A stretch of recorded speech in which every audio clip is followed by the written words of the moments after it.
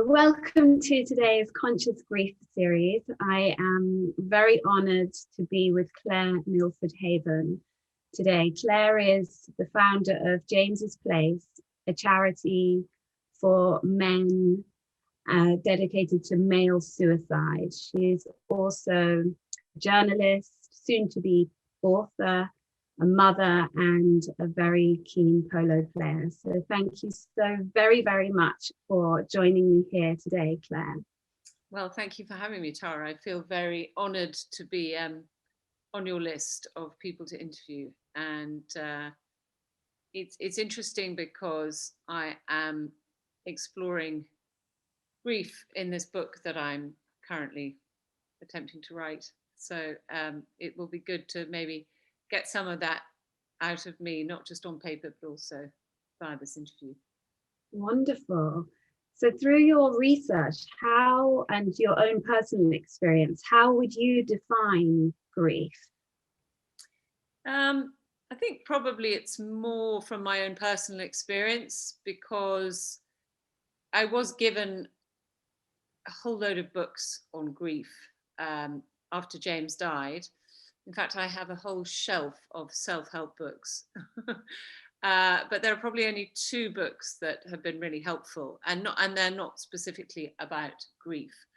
But I can come onto those in a minute. I think grief is a very, very personal process. I don't think there is any book that can tell you how you should process your grief. I think everyone does it in their own way. People talk about the stages of grief, and yes, there are stages, and there are the emotions that go with those stages. But I think also you kind of maybe leave one stage and then you come back to it and you hit another stage, and you come back and forth. It's not like oh well, that stage is over now, so now we're going to move on to the next stage. So we're out of denial, now we're in the anger stage. I don't think it really works like that. I also don't believe there's a time limit to grief. Time is a healer. It's one of the most irritating comments, perhaps. It is true. I mean, as time passes, it does heal. Yes, it does help to heal. But you never really get over it. You just get on with it. That's the way I've dealt with it. I just get on with it. There's never a day that I don't think about James. There's never a day that I don't miss James. And, there is a huge void in our life. But I'm grateful for the things that I have, as well as the things that I do not have. Yeah. Thank you for that. I think, yes, gratitude really is the antidote to grief. And it's a funny thing that we almost need to have these difficult things that happen in our life to really understand gratitude more deeply. I think it's important. I remember somebody saying to me,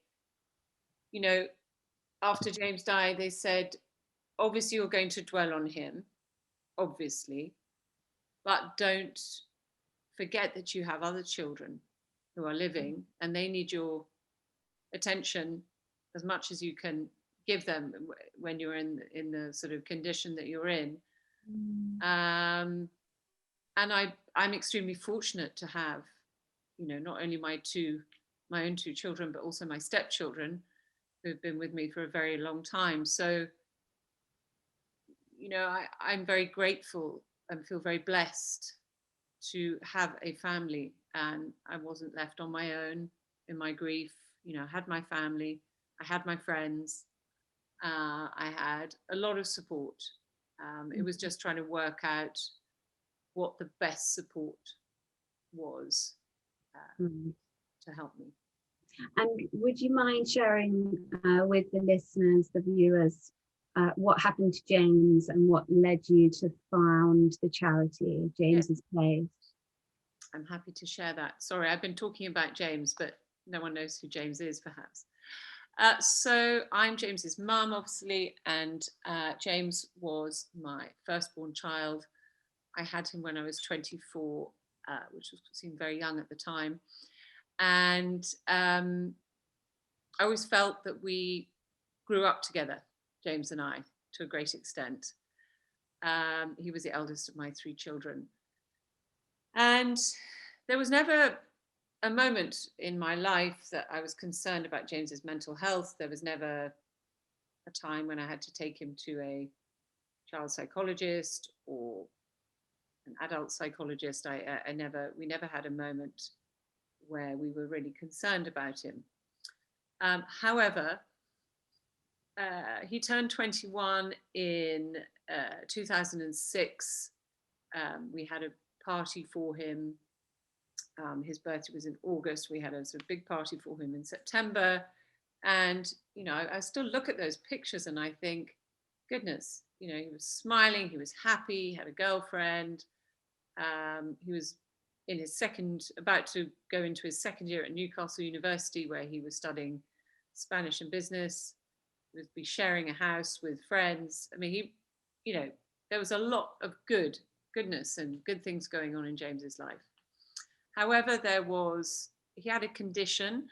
He had something called a varicocele on one of his testicles that he wished to have corrected because it bothered him when he played sport. I think he probably over Googled it, and he started to become a bit anxious about fertility and stuff like that. Which, you know, the scary thing about Google is you just always the worst things stick with you, not the positive things. Mm-hmm. And I think he became convinced that he needed to have this minor operation. So obviously, because of the nature of it, he didn't talk to me about it a lot, but he did talk to his dad and his stepfather and probably some mates, and he decided to have it. He was quite anxious leading up to it. And he had this in very early December 2006, so just a few months after his birth, 21st.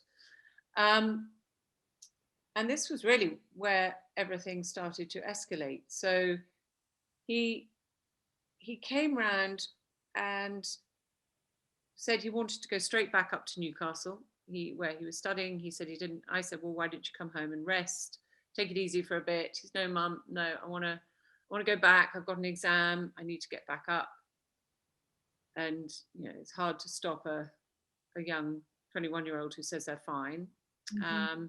So I said, okay, well, if you're sure, then off you go. So he went up, but he then kept calling me and saying he wasn't feeling right, that he was really anxious about this operation, that he felt down, he felt weak.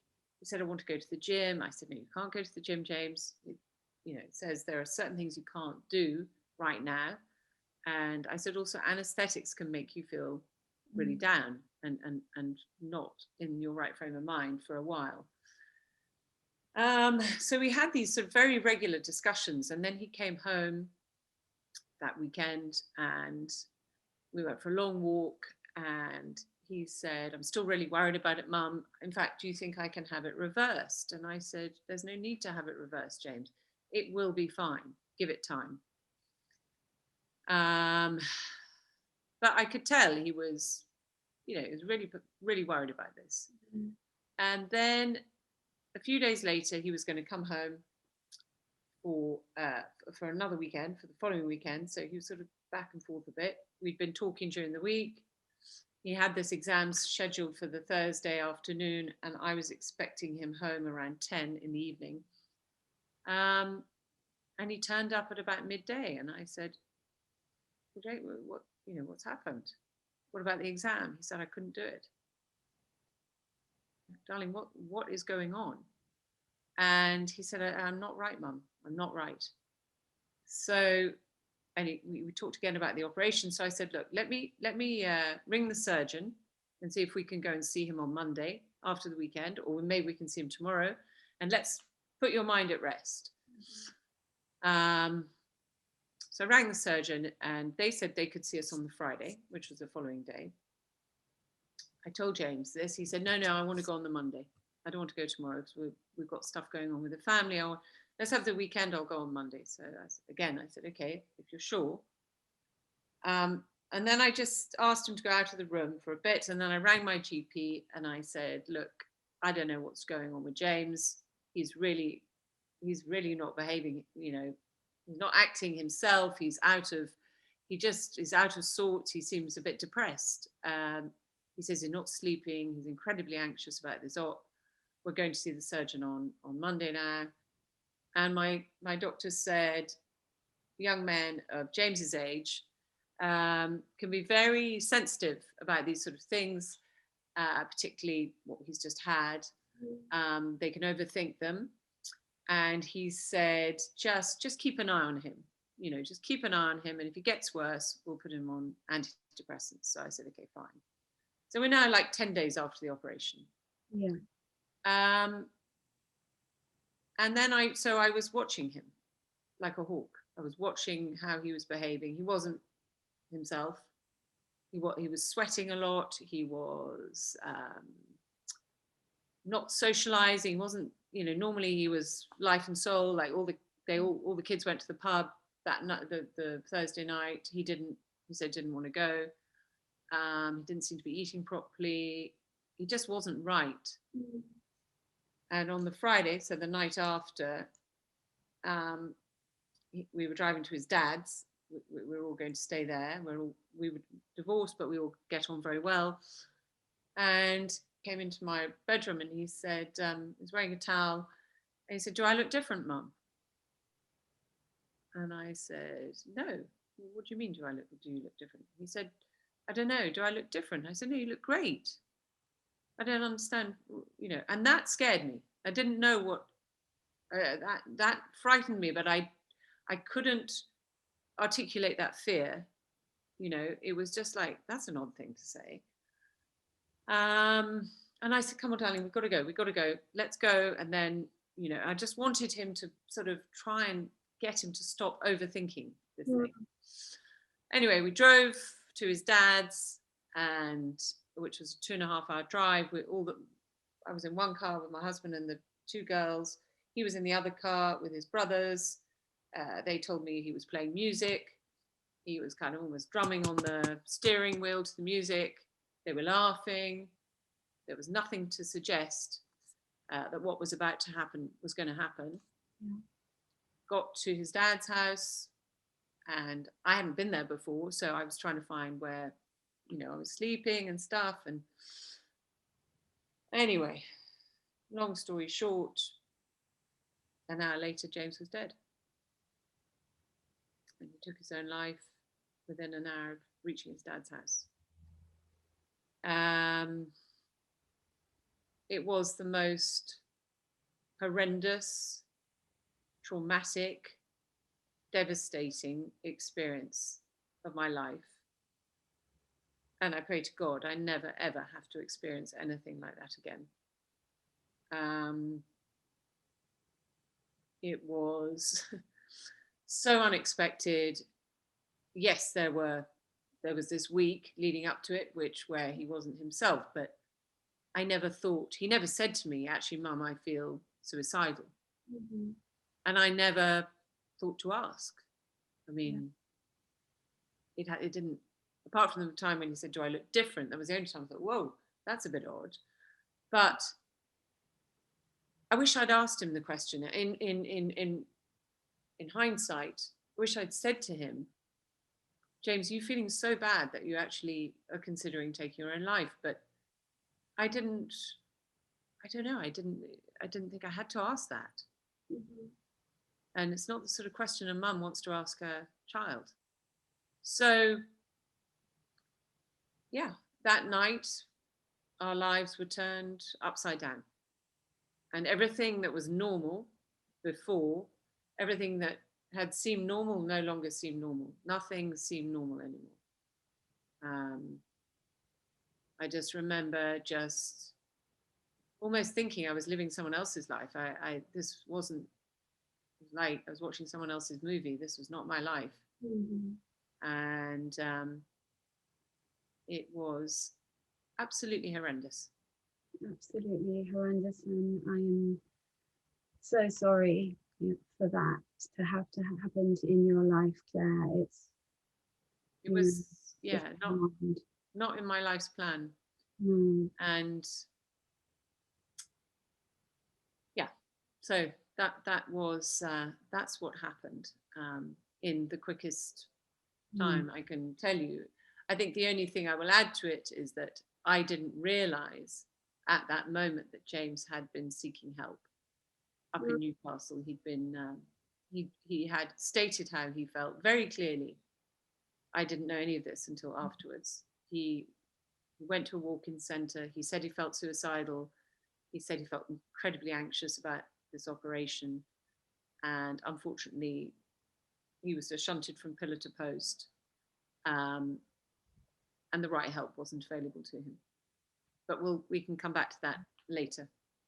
But well, I think that must have been the catalyst for you thinking we need to do something. We need more support for men who are going through emotional trauma. And I'm guessing that's what led you to found James's play.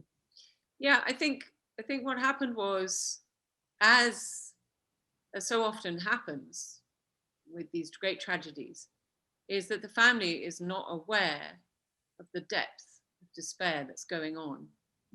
The family member doesn't, or loved one doesn't normally want to burden. There's a lot of talk about being a burden. And family member is never a burden. I mean, James would never have been a burden. I just wish he had told me the level of his despair, but he didn't.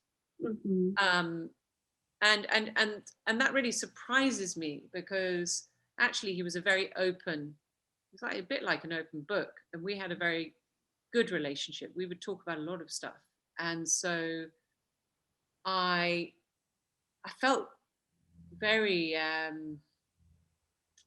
again, and I also felt very rejected by that, because normally he'd often talk to me about his girlfriends and stuff. When stuff was bothering him, he would talk to me about it, but he did not talk to me about this.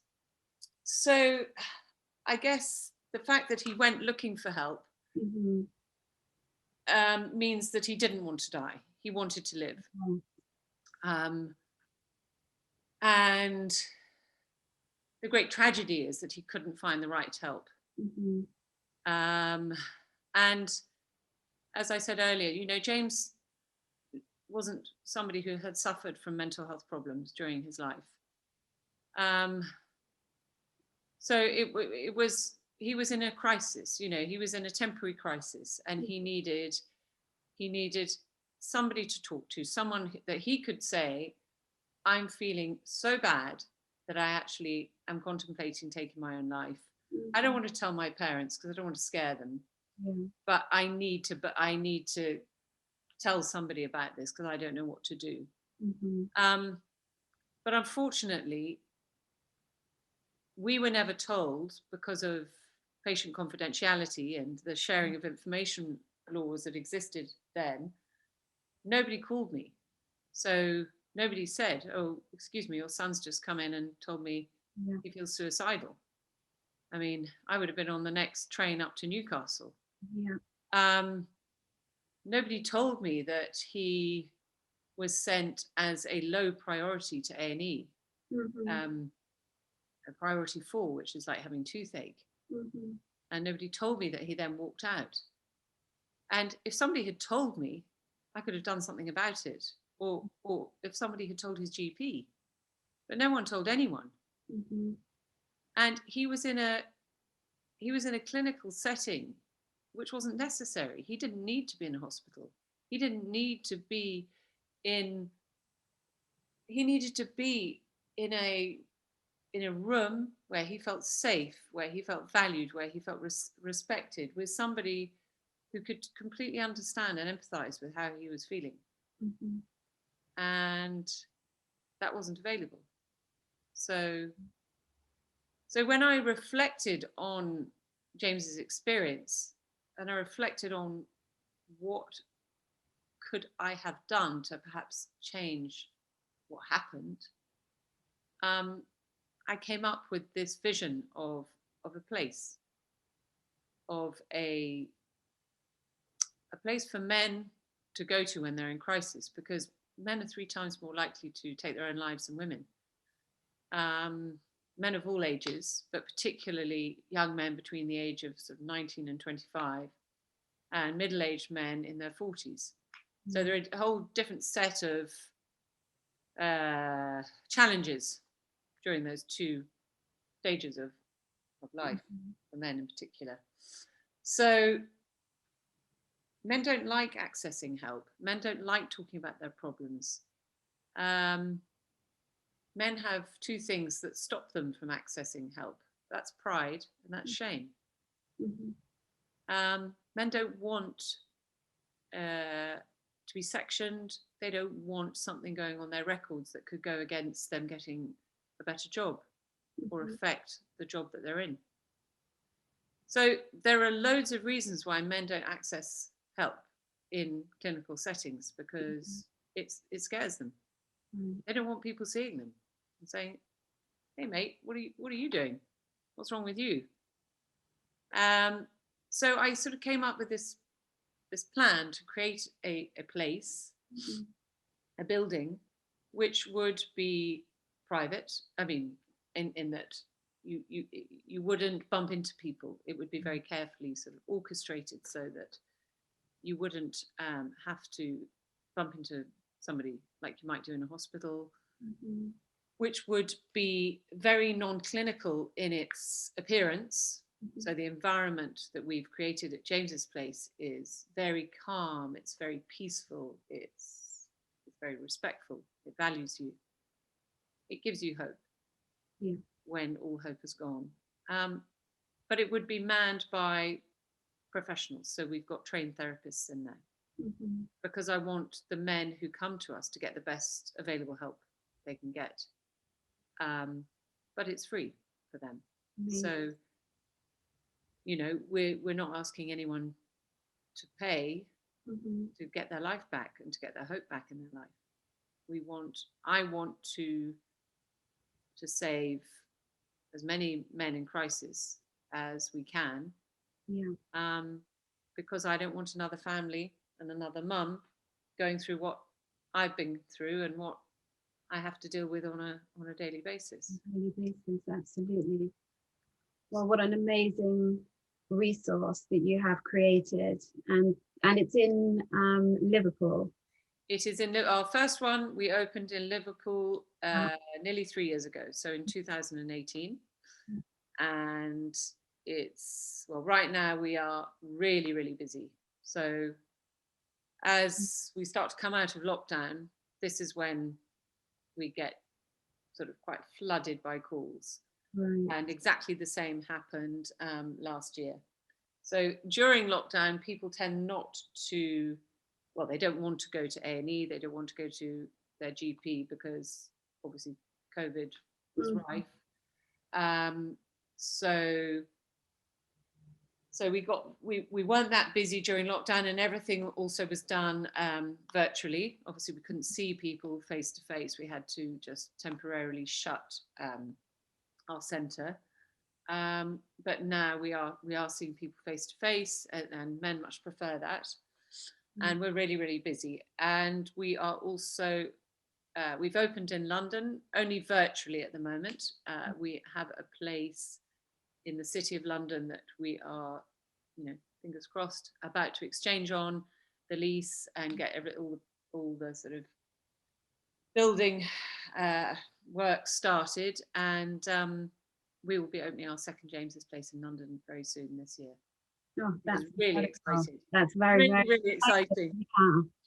Yeah, it's amazing, and I think it's fair to say that this has been something incredibly positive out of something unbelievably negative. So the creation of James's Place and everything that's gone into it, and the team that we have there,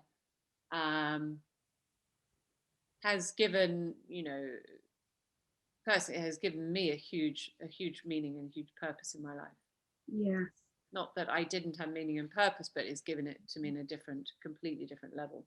A completely different level. And that was something I wanted to sort of go back to talk a little bit more about your process of grieving a child and a suicide. And I just wondered if there's anything you could share with the audience, you know, particularly if there are also other parents listening who've been through the same thing, about how you have reconciled your grief or integrated it into your life, or just any helpful comments at all that you can share with people. So I think for a long time I felt very defined by James's death. So I felt particularly suicide is a tough one as a mom to deal with. You feel like you should have prevented it. I feel, you know, that as a mother you want to save your children from everything, any danger. And unfortunately I didn't know. I wish I had. So so that's the really tough thing for me to live with, because I, you know, gave birth to James. As I said earlier, I had him when I was quite young. He was my eldest, my firstborn.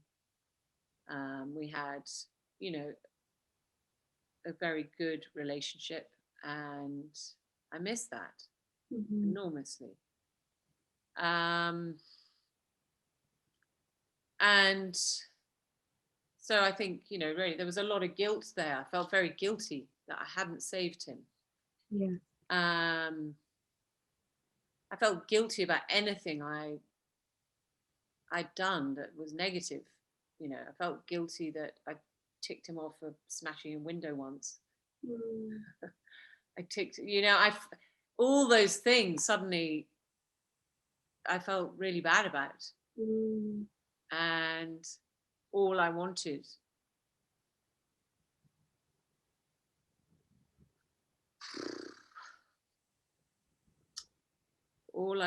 was for him to come back into the room and just give him a big hug and say, you know, everything's going to be okay. There's nothing that is so bad in our lives that we can't overcome. There is nothing that we can't come to terms with or deal with, you know. And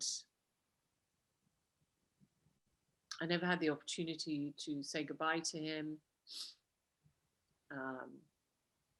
Whenever I spoke to him, we always said we loved each other. I always say, bye, darling, I love you very much. Love you, Mum.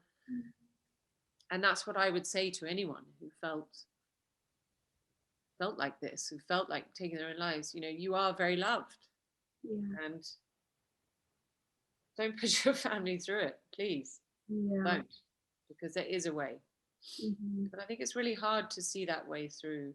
But anyway, from my own point of view, obviously there were some very, very tough weeks, months, years, coming to terms with what had happened, of accepting what is unacceptable. So losing a child, however it happens, is not the right way round. You're accepting something you're not prepared for. And trying to come to terms with something that seems so unjust and so unfair. But you have to, because you have to start to sort of get on with your life. As I said earlier, you know, I've got other children and they need me, and I've got friends who were kind of looking at me for permission as to how they could behave around me and stuff like that, you know. So I needed to kind of make things better for everyone else, but also at the same time try not to sort of lose myself in that process. So yes, you know, you go through all those stages I spoke about earlier. You go through denial, you go through anger and rage, not just anger at, I was angry with James at one point. I was furious with him, understandably. So was everyone. Mm-hmm. How could you do this to us, James? But then, came forgiveness. So that countered that, which was good. But I was also angry with other families that were intact. There's a resentful. Yeah. Why us? Why did it happen to us? It just felt like the piece of the jigsaw was constantly missing. Any sort of anniversaries were impossible. But gradually, I, started to come out of this. And, I got very immersed in the work that we've done. I got very immersed in learning about the lack of support for people who feel suicidal. I got very immersed talking to other mental health charities, suicide prevention charities, and I actually found that I have found this work really very, very interesting. Yeah. And very purposeful, very meaningful. Mm-hmm.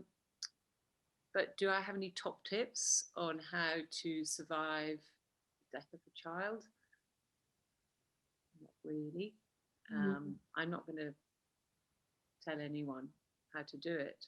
Mm-hmm. All I will say is that, I get up every morning, I do kind of brush my hair, brush my teeth, get on with my life. I have things in my life that are fantastic. Mm-hmm. I'm very grateful for. I probably have embraced nature and animals a lot more for some reason.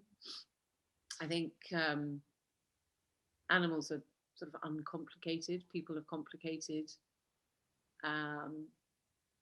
Animals give you unconditional love and very comforting.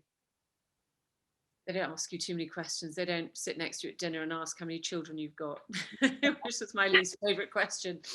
And nature, is bizarre, really. I mean, if at some point we're going to talk about the spiritual side of this, but I found that nature was suddenly in sort of glorious technicolor. Everything seemed very, suddenly noticed the leaves on the trees, and I was constantly looking for James, constantly trying to find him. Did you ever feel that you had some people talk about seeing white feathers or a certain bird that comes to visit them, or signs from nature or anything? Yeah, no, I had an extraordinary experience one night. I was actually in Switzerland. I went to Switzerland 2 or 3 months after he died, to the mountains. I just wanted a bit of peace. And I had somebody come with me who was working for me, but I just wanted someone else in the house. And I had some friends in the town where I was staying, who I could see, but I just wanted a bit of space. So one night I was really consciously thinking about James, really, really very consciously. I sort of lit some candles and I was just talking to him, and I said, James, I really need a sign. I need something. I need to know you're okay. You've been gone for 2 months now, and I haven't heard from you. That probably sounds a bit weird, but he was a good communicator. And I said, I really need something, James. I need something from you. And I probably did this for like 20 minutes, just really consciously talking to him. And then I went out, I met my friends for supper, came back. And at 3 a.m, I sat bolt upright in my bed. I thought, oh my God, what I didn't know what had woken me. And at the end of my bed was this extraordinary pool of light. It was like a sort of pinky blue color. It was like a light that I'd never seen. It came from nowhere. And it was James. 100%. And maybe someone's watching this and thinking, she's a bit nuts. But I swear to you, it's true. And I can't, and I will back it up in a minute. with something. So just in case you think I'm bonkers, but so I saw this light, and it was just so, it was like, it gave me this incredible sense of peace and joy, and then it disappeared. Mm-hmm. But it was there long enough for me to capture it. It was probably only there for seconds, like 40 seconds, 30 seconds, but it was there. It was real. It wasn't my phone. It wasn't something coming in from the curtain. It was James. So the next morning I got up, and the lady who was with me, who's Russian, she was in the kitchen, and I couldn't wait to tell her the story. Mm-hmm. But I thought, well, I'll be really polite and ask how she slept. So I said, good morning, Ludmilla, how are you? Oh, no. She said, Claire, I have terrible night's sleep. And I said, what happened? And she said, James was in the house. And I said, really? How do you know James was in the house? And she said, because he was drinking milk from the kitchen, from the fridge. And I said, well, that's really weird, because he was in my bedroom. And she hadn't said that, and we hadn't spoken, nothing. There'd been no communication between this light coming in and me seeing her at breakfast. And so she and I had a massive hug, and I can't doubt it. I know. So the answer is, I believe there's definitely something out there. I believe when our souls depart from our body, they hover around for a bit before they go away completely.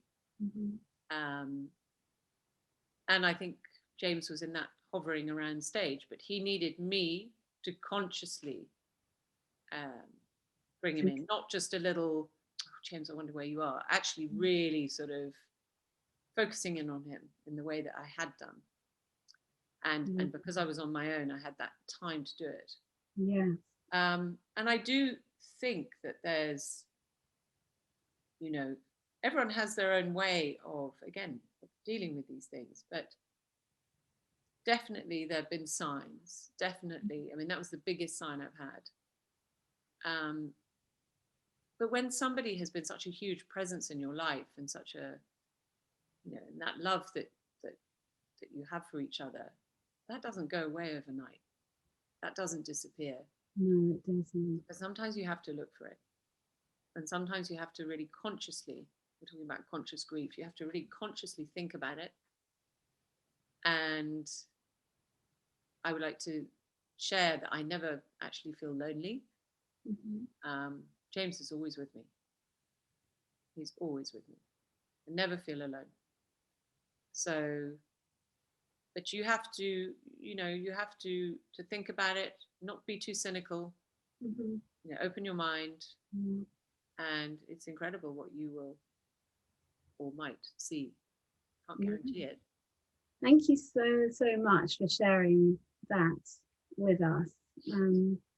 It's profound, and I think that these experiences can, like you say, help us enormously with that feeling of that we feel that we're separated, and actually on many levels there, like you're saying, you never feel lonely because you feel James is always with you. And even with my parents, particularly my mum, I always feel that she's there. And if I'm making decisions or things, I always leave things in the flow, like, oh, does this feel right? And then I kind of have these visions of my mum in the sky, like, don't do that, do this, or trying to reshuffle and reorganize my life, because I feel that her spirit is guiding me on some level.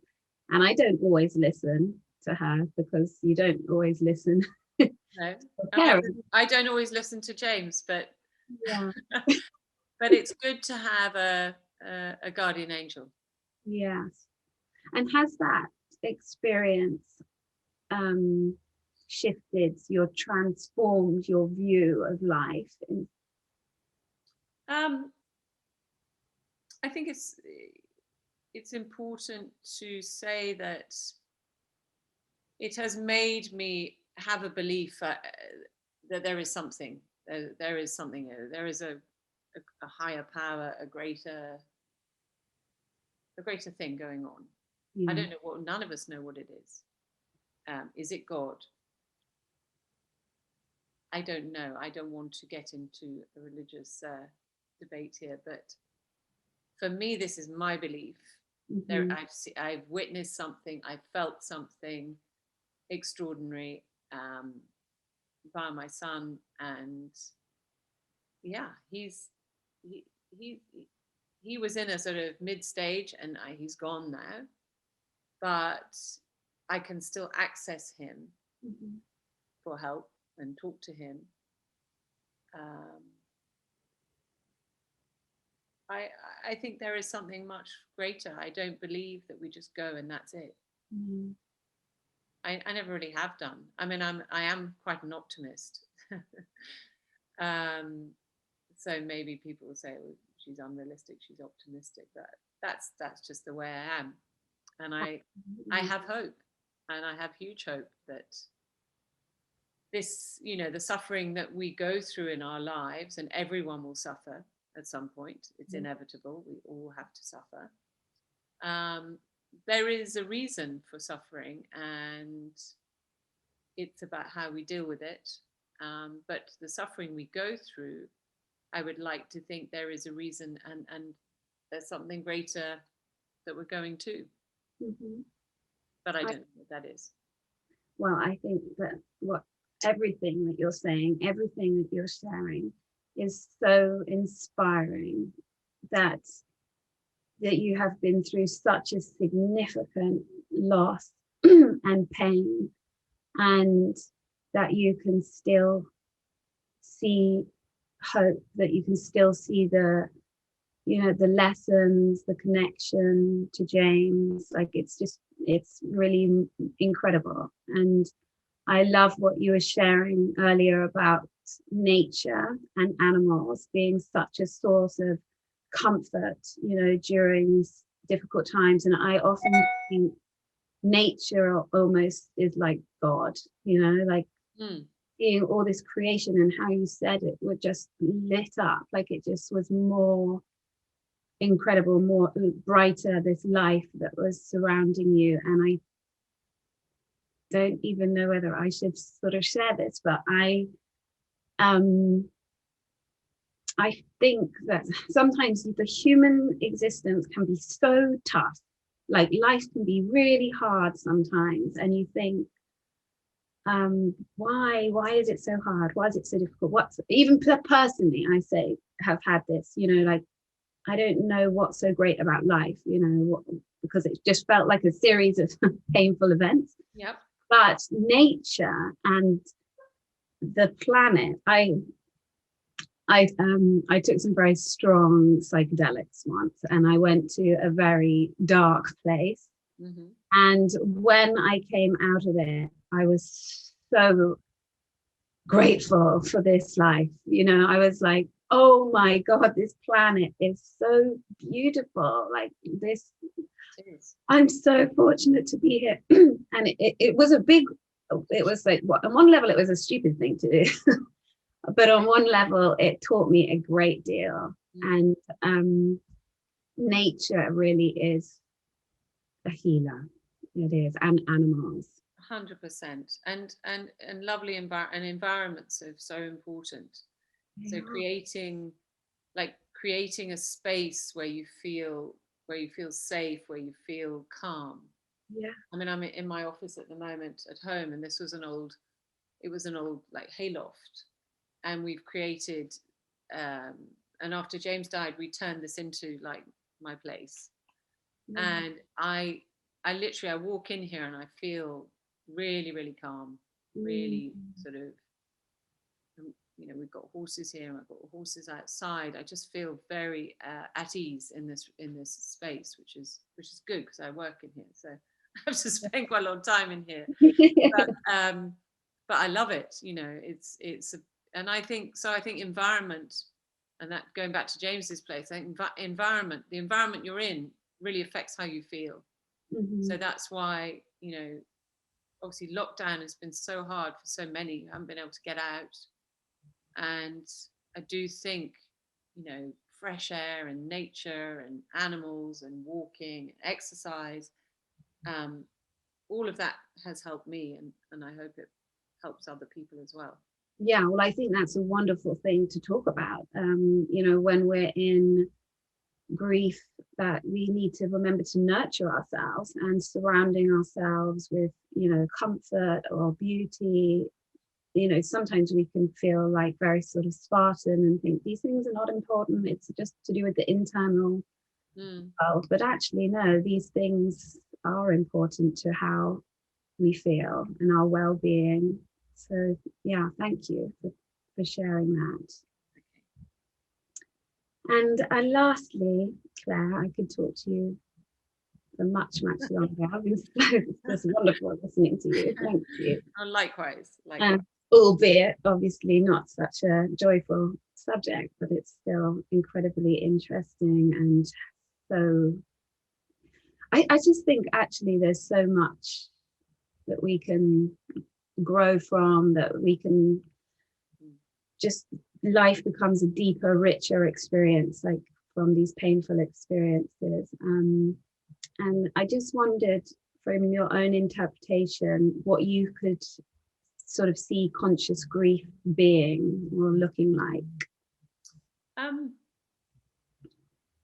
Well, you just said something that I was going to talk about. I mean, I think growth is really important from this. So I was given, so when I was given all these self-help books, which were all sitting upstairs, there were a couple that were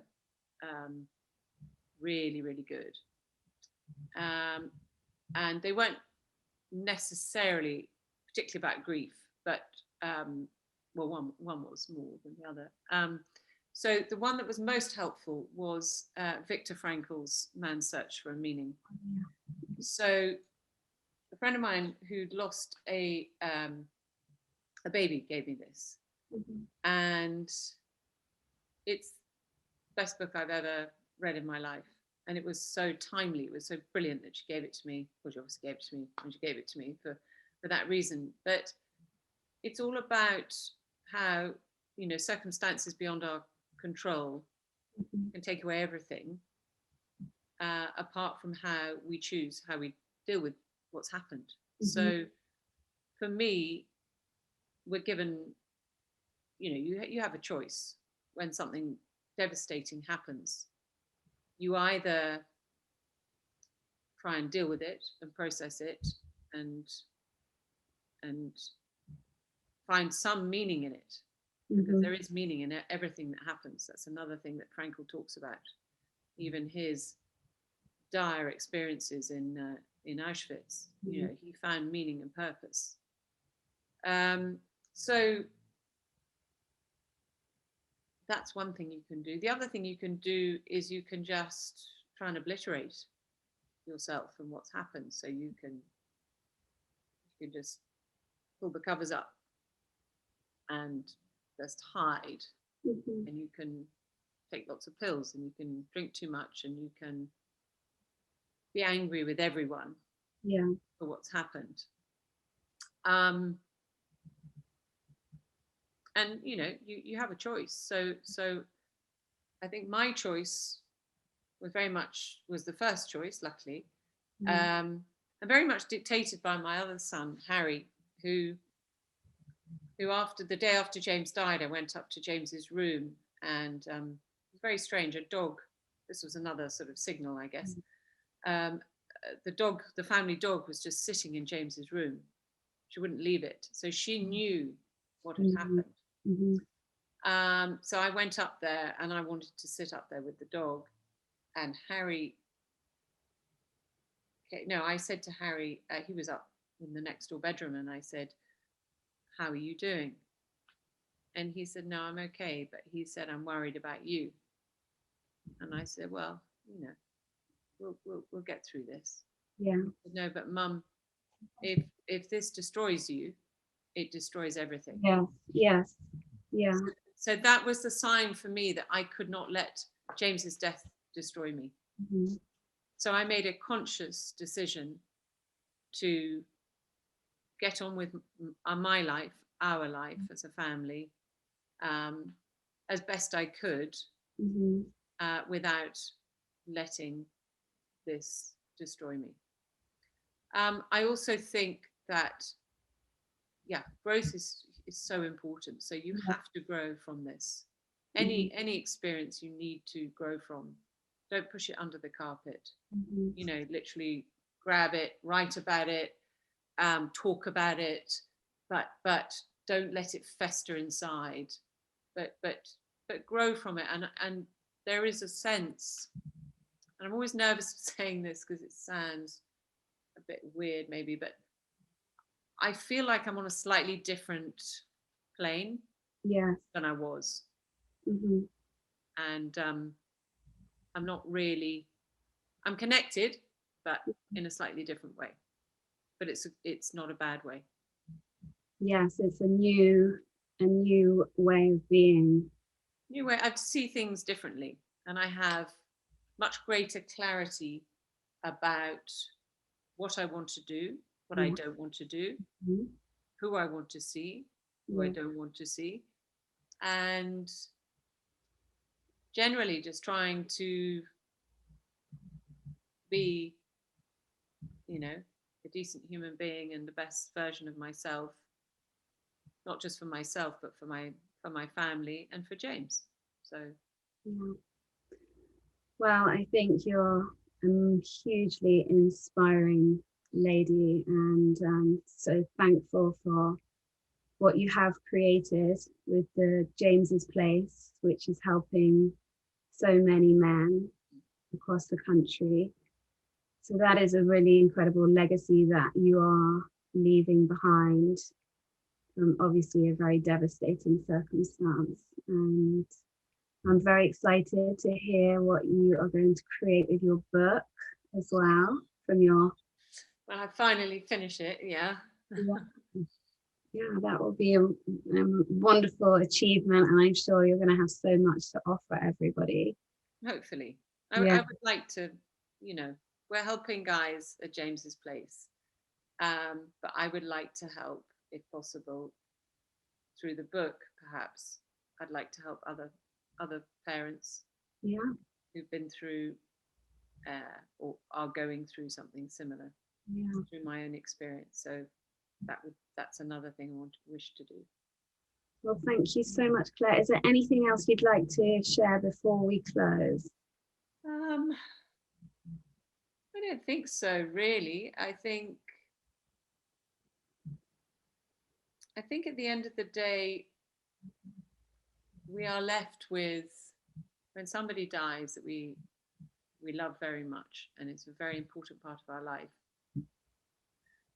we have to hold on to that love. Yeah, And I think that love is a very important aspect of our lives. And so I guess I just like to end on that. So hold on to the love that you have for your whoever has left you, your child, your husband, your wife, whoever, your father, mother, whoever has gone.